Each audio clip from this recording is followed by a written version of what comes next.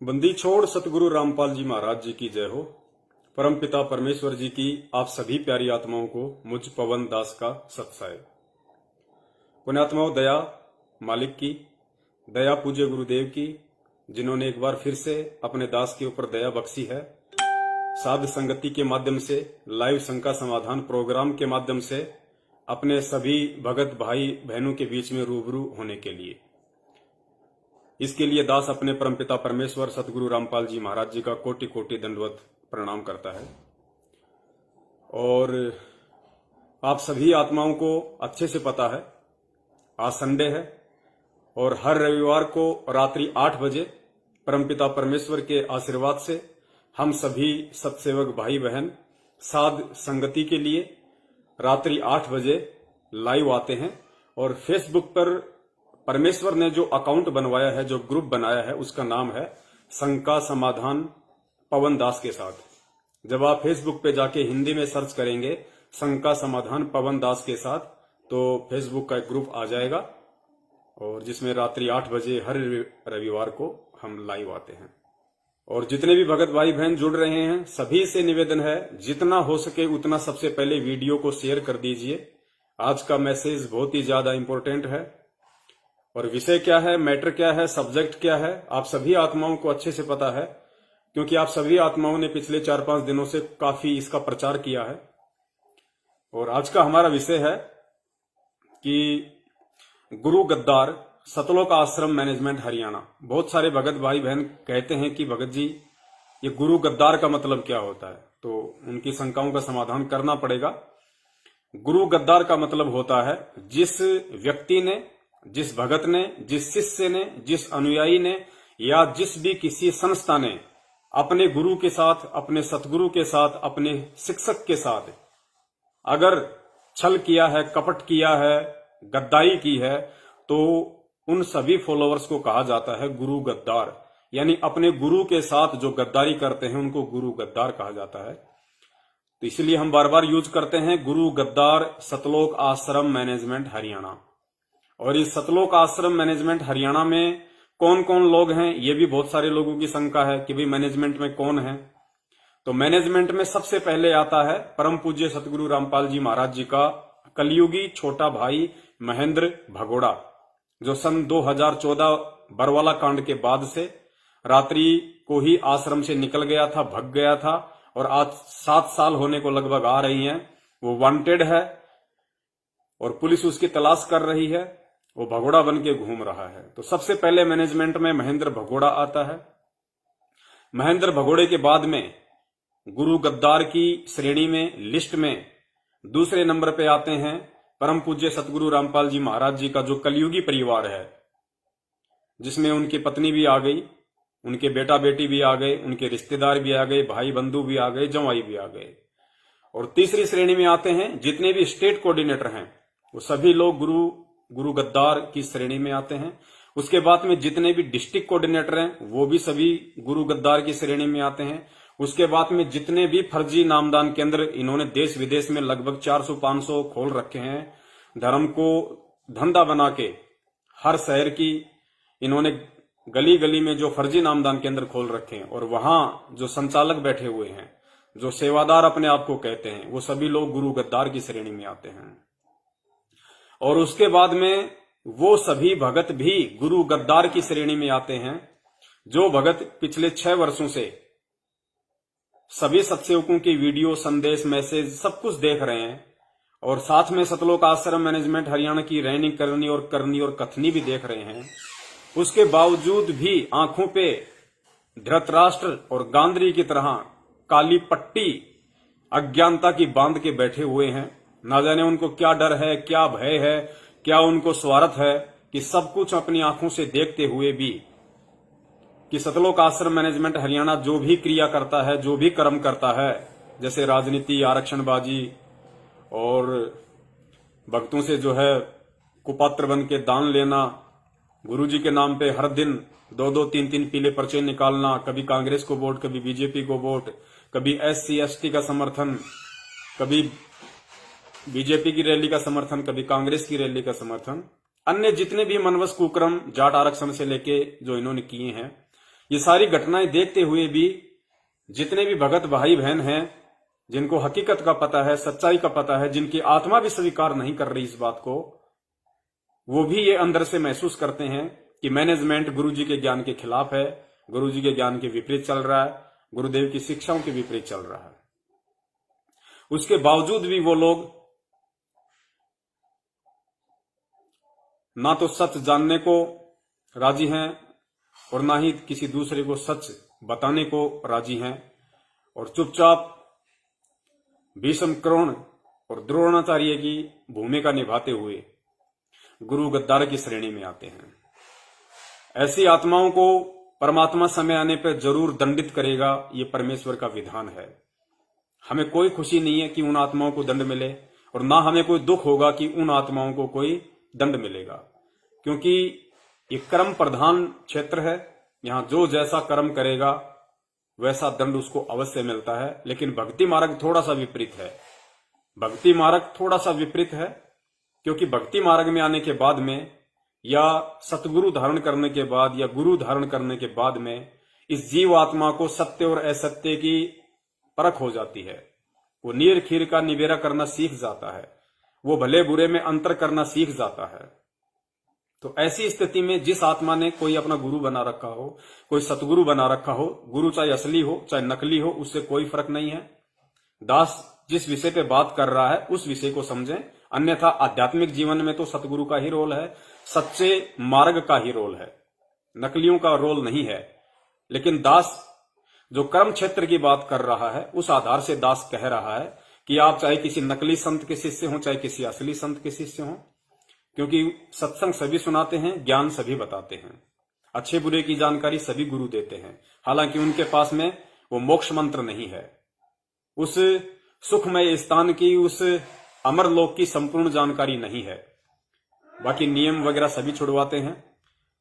नियम छुड़वाने से नियम से मतलब है जैसे जो बुराइयां होती हैं, हर संभव हर गुरु ये कोशिश करता है कि उनके शिष्य कोई भी बुराई ना करें। वो नहीं छोड़ पाते हैं, वो एक बात अलग है, क्योंकि उनके गुरु के वचन में वो शक्ति नहीं होती है, क्योंकि उनका गुरु सच्चा नहीं होता है, समर्थ नहीं होता है। तो सतगुरु के शरण में आने के बाद में अगर जीव कोई गलती करता है, भगत कोई गलती करता है, या उसकी आंखों के सामने ऐसी कोई गलत क्रिया हो रही है भक्ति मार्ग की, और अगर वो चुपचाप है, तो उसको आम जन से, आम जन कौन, आम जन की श्रेणी में वे आते हैं जिनका कोई गुरु नहीं होता, कोई सतगुरु नहीं होता, जिन्हें अध्यात्म के विषय में भले बुरे का ज्ञान नहीं होता।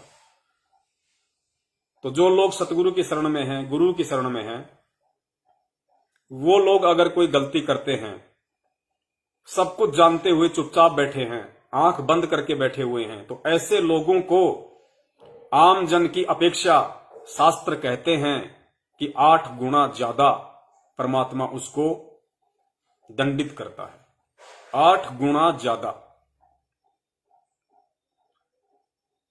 तो आप जी समझ सकते हैं, अगर आप भगत हैं तो आपको किस विधि से भक्ति मार्ग पे रहना है, किस विधि से आपको अपनी रहनी करनी है, और वर्तमान में आप जो कर रहे हैं वो कितनी सही है कितनी गलत है, ये भी आपको सतगुरुदेव जी के सत्संग आधार से भली भांति समझ में आ जानी चाहिए।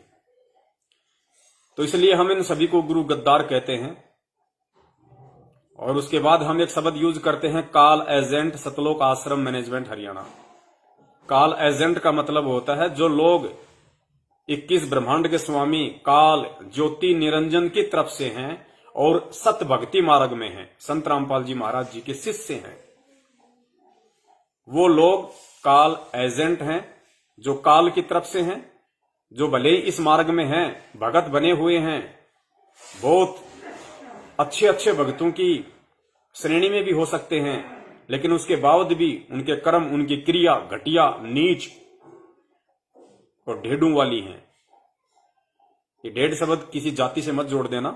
परम पूज्य परमात्मा ने ढेड का अर्थ बताया, जो नीच कर्म करता है, जो मंद कर्म करता है, उसको ढेड कहा जाता है। तो आप लोग अपना आकलन स्वयं कर लीजिएगा कि आप ढेड की श्रेणी में हैं, नीच की श्रेणी में हैं, गुरु गद्दार की श्रेणी में हैं, या काल एजेंट की श्रेणी में हैं। तो वीडियो को ज्यादा से ज्यादा शेयर कर दीजिए, दास की प्रार्थना है, बहुत ज्यादा इंपॉर्टेंट मैसेज है।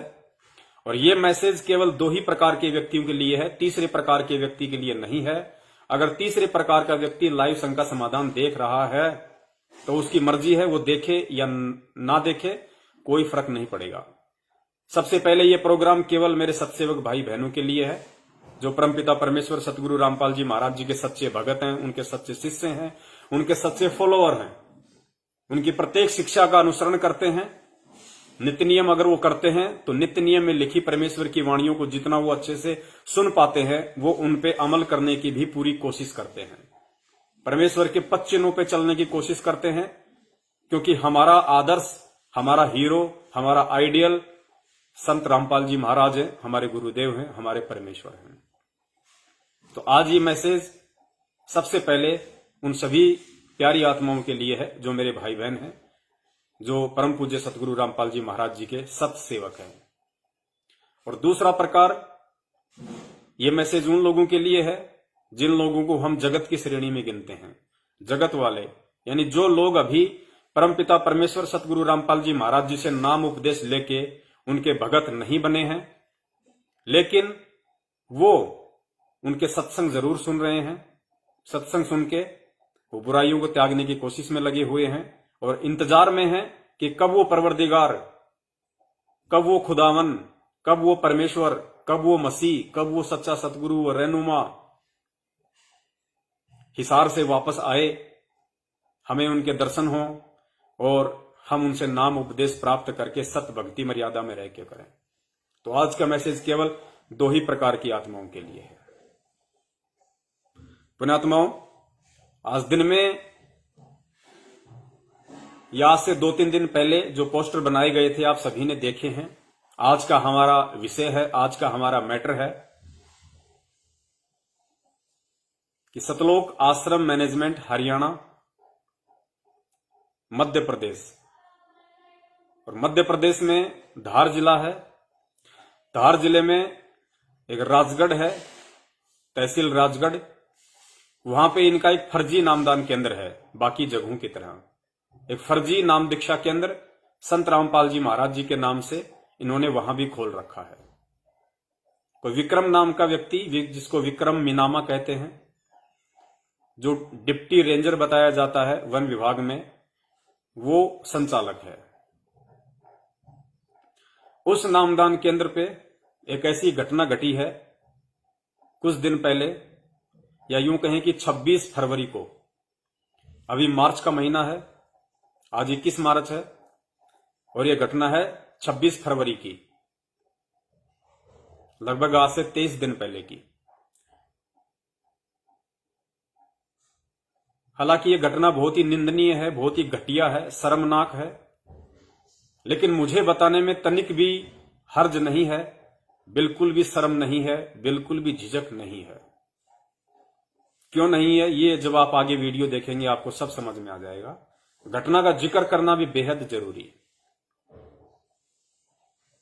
उससे पहले मैं आपको एक छोटी सी बात बता देता हूं। उस घटना से संबंधित मेरे पास कुछ ये कागजात भी आए हुए हैं, ये कोर्ट के एफिडेविट हैं, ये कोर्ट के एफिडेविट मेरे पास में हैं, जिनकी फोटोकॉपी मैंने निकलवाई है, ये आपको दिखाए जाएंगे। और घटना है कि गुरु गद्दार सतलोक आश्रम मैनेजमेंट हरियाणा का मध्य प्रदेश में जितने भी नामदान केंद्र हैं, मध्य प्रदेश में जितने भी जिले हैं, हर जिले में इन्होंने एक नाम दीक्षा केंद्र खोल रखा है, फर्जी तरीके से, बिना परमपिता परमेश्वर सतगुरु रामपाल जी महाराज जी के आदेश से, केवल अपने धार्मिक धंधे के लिए भक्तों को मूर्ख बनाकर उनसे पुस्तकें बंटवाई जाती हैं। ज्ञान परमेश्वर का है, ज्ञान तो सच्चा है, और आत्मा युगों युगों से इसी ज्ञान के लिए भटक रही है। कोई भी व्यक्ति जब वो पुस्तक परमपिता परमेश्वर की ज्ञान गंगा पढ़ेगा, आत्मा परमेश्वर के लिए दौड़ेगी, तड़पेगी। उस आत्मा को नहीं पता कि क्या सिस्टम है इनके अंदर का, ये मैनेजमेंट क्या है, ये सतलोक आश्रम मैनेजमेंट क्या है, उनको कुछ नहीं पता। वो आत्मा अपने आत्म कल्याण के लिए नाम दीक्षा लेनी चाहेगी और वो उन फर्जी नामदान केंद्रों पे जाके काल के खूंटे से बंध जाती है, फंस जाती है बेचारी। उसके बाद उसके ऊपर दुनिया भर के आलतू फालतू के आदेश डाल दिए जाते हैं। वो समझ में नहीं आता उसके, वो बिल्कुल उलझन में पड़ जाता है कि क्या करूं क्या ना करूं। और फिर उसको कभी ज्योति के नाम पे लूटा जाता है, क्योंकि तकलीफ हर इंसान को है, परेशानी हर इंसान को है। सुखी दुनिया में आज कोई नहीं है, क्योंकि ये कलयुग है, पिछली पीढ़ी है। हर इंसान दुखी है, उसके पाप कर्म उसको सताते हैं। किसी को शारीरिक रोग है, किसी को मानसिक रोग है, किसी को आर्थिक रोग है, कोई समाज से दुखी, कोई परिवार से दुखी, पति पत्नी से दुखी है तो पति पत्नी से दुखी है, कोई माँ बाप से दुखी है, कोई बेटा बेटी से दुखी है, कोई काम धंधे से दुखी है। हर इंसान दुखी है। और नाम लेने के बाद में हर इंसान यही चाहता है कि मेरा हर संकट निवारण हो जाए, क्योंकि 99% दुखी आदमी ही नाम दीक्षा लेता है। और नाम दीक्षा लेने के बाद अब ये तो है नहीं कि सतगुरु रामपाल जी महाराज जी कोई झाड़ा लगाते हैं या उन्होंने कोई ऐसी मशीन लगा रखी है कि आपको उस मशीन में बैठा दिया जाएगा या आपकी वो झाड़ा मार दिया जाएगा, आपके सारे संकट छूमंत्र हो जाएंगे। ऐसा तो है नहीं इस मार्ग में। ये तो ज्ञान मार्ग है।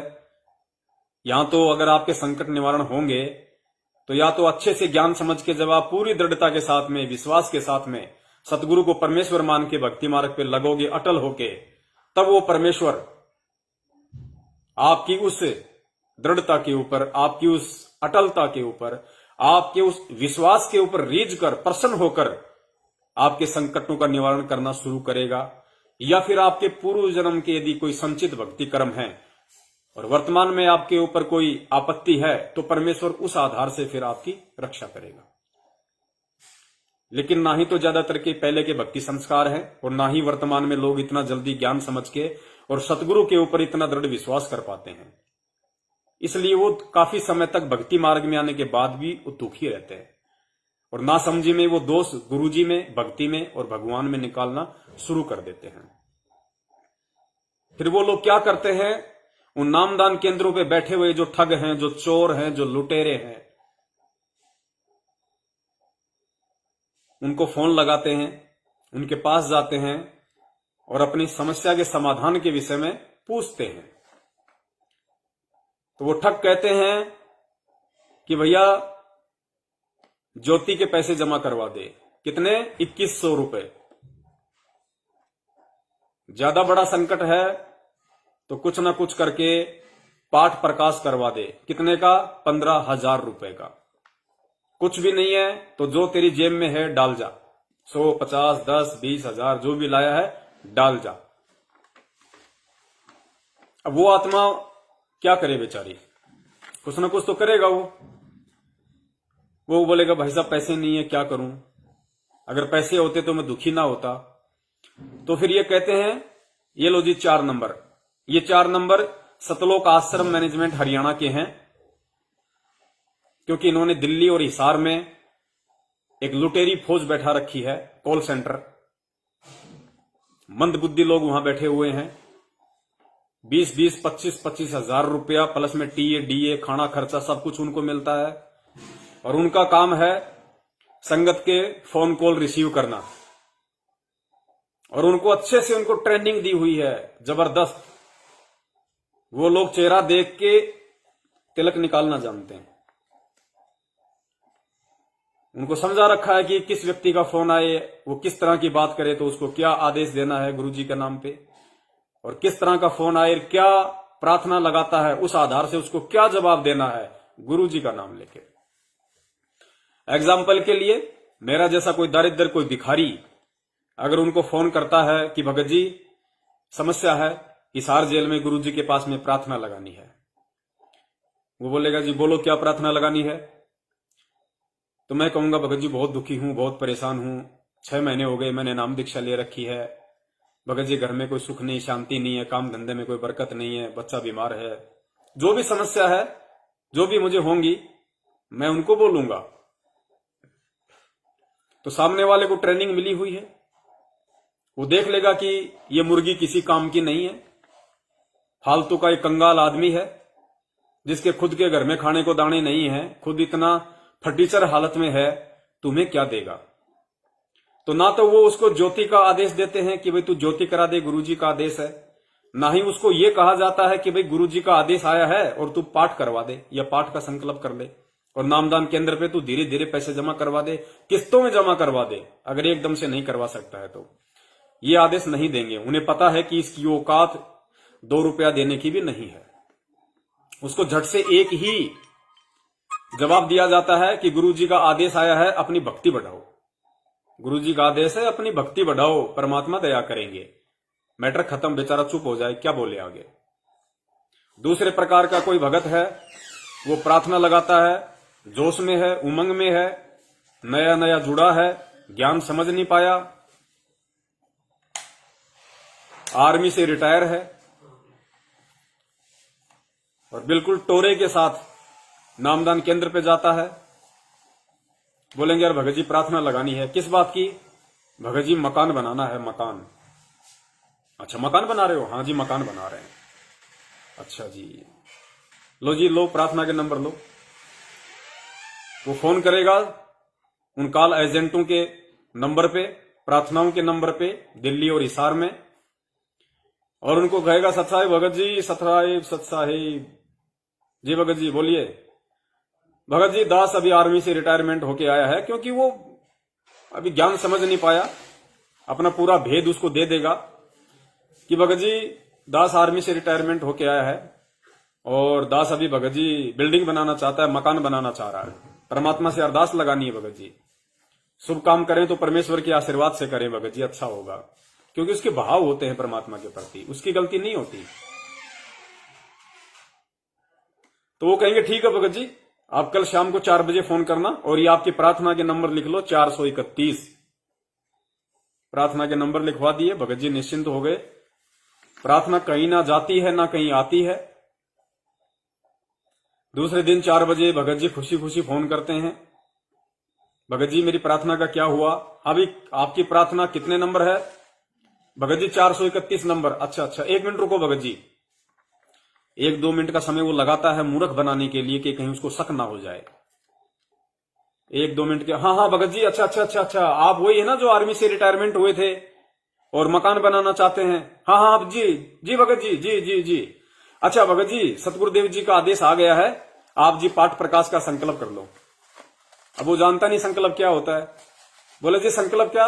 भगत जी एक पाठ का पैसा जमा करवा दो, पाठ करवा दो परमात्मा के नाम का। परमेश्वर ने कहा है कि पाठ करवा दो, परमेश्वर दया करेंगे, गुरुजी का आदेश है। आप नामदान केंद्र पे पाठ का पैसा जमा करा दो।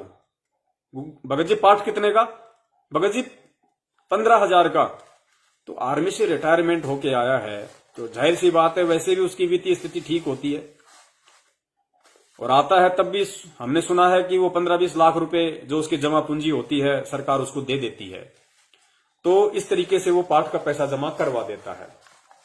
अब पुण्यात्माओं सोचो, देश दुनिया में लगभग 500 से 600 इन्होंने फर्जी नामदान केंद्र खोल रखे हैं। भारत से लेके Pakistan, America, Japan, Italy, Australia, Nigeria, बहुत सारी कंट्री में। अब इन्होंने इतनी जल्दी इतनी जगह नामदान केंद्र क्यों खोल दिए, कैसे खोल दिए? इतनी जल्दी तो अंबानी भी कोई ब्रांचें नहीं खोल सकता अपनी कंपनी की। उसने भी अगर पेट्रोल पंप खोले थे देश देश में जगह जगह, तो इतनी जल्दी इतनी प्रोग्रेस तो उसने भी नहीं की, जबकि वो तो अरबों खरबों आदमी है। इन्होंने कैसे 500-600 दुकानें ब्रांचें खोल दी? क्यों खोल दी? क्योंकि इनको ब्रांचें खोलने में ना तेल लगता है ना फिटकरी लगती है, कुछ नहीं लगता इनको। भगत मूर्ख हैं। ये किसी भी ऐसे भगत के सिर पे हाथ रख देते हैं जो थोड़ा आर्थिक स्थिति से मजबूत होता है, और जो व्यक्ति आर्थिक स्थिति से मजबूत होता है भक्ति मार्ग में निश्चय करके जान लेना, वो उतना ही लेट इस ज्ञान को समझता है, वो बहुत लेट ज्ञान को समझता है। तो ऐसे व्यक्ति को ये लोग मोहरा बनाते हैं। ऐसा व्यक्ति आर्थिक स्थिति संपन्न है, उसके पास खुद का मकान भी होता है, ना हो तो वो 10-15 हजार रुपए महीने का किराया देने में भी समर्थ होता है। तो ऐसे व्यक्ति को ये लोग निशाना बनाते हैं, ऐसी मुर्गी को पकड़ते हैं, और करना क्या होता है, उसके घर पे एक लैपटॉप रख देंगे, वो भी उसी के पैसे का, और ये क्या करेंगे, सिर्फ एक चिप दे देंगे, एक मेमोरी कार्ड दे देंगे जिसमें प्रथम मंत्र और दूसरा मंत्र है, या कोई डीवीडी दे देंगे और समझा देंगे कि इस तरीके से भगत को सामने बैठाना है, ऐसे फिर इस पेन ड्राइव को कंप्यूटर में लगा के, लैपटॉप में लगा के चालू कर देना, सामने गुरुजी बोलेंगे, जैसे नाम दीक्षा पूरी हो जाए 1 मिनट या 2 मिनट में हटाओ, हो गया, बस दान दक्षिणा ले लो, जो भी फोटो फाटू माड़ा वाड़ा देनी है उसका भी 10, 20, 50 जो भी इन्होंने रेट तय कर रखा है मार्केट से ज्यादा, वो ले लो और उसको भेज दो और उसका नंबर नोट कर लो और नंबर मैनेजमेंट को भेज दो ऊपर, ताकि आगे से फिर उनके गर्दन काटता रहे धीरे धीरे ज्योति पाठ के नाम पे, आदेशों के नाम पे। तो इनको ना तेल लगे ना फिटकरी लगे, ना इनको सरकार से कोई रजिस्ट्रेशन करवाना पड़ता है, ना इनको कोई बिल्डिंग का कोई कंस्ट्रक्शन करना पड़ता है।